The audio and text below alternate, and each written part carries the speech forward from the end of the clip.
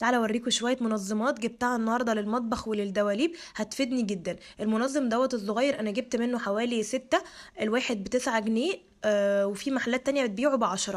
دوت هنحط فيه الشرابات والحزمة وممكن كمان حاجات في المطبخ. لما انظم الدنيا هوريكم انا حطيت فيهم ازاي بفيديو تاني. اما دولت اللي هم على شكل السبيتة الصغيرة دول التلاتة ب15، في منهم كمان الاكبر شوية ب25.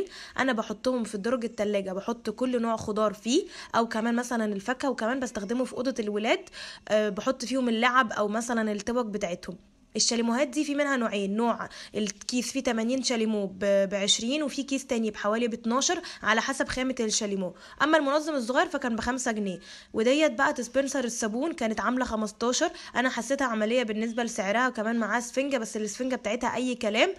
فاستخدموا سفنجة تانية افضل يعني، عشان خاطر مش كل شوية تقعدوا تدوسوا لو ايديكوا كمان مش نظيفة او كده مطرح المواعين. اما دول بقى فدول قوالب الرز، شكلهم حلو قوي، بصوا منظرهم. حاطلك في الورقة كل شكل بيطلع ازاي، كمان لو عاملين حاجه بالصوص مثلا لحمه او فراخ ممكن نحطها من فوق كده، هتعجب الولاد جدا. اما بقى دولت فالمنظمات دي عجبتني جدا بالنسبه لسعرها، الواحد ب10 جنيه بس. بس مشكلتهم ان هم كانوا قصيرين شويه بالنسبه للسكاكين، بس بالنسبه لسعرهم فهم عمليين. استخدمت حاجات في المطبخ كده حطيت فيهم الشوك والسكاكين، وحاجات تانية في اوضه الولاد حطيت فيها الالوان، وكمان استخدمتهم تنظيم الميك اب بتاعي. تابعوني في الجزء الجاي عشان تشوفوا بقيه الافكار.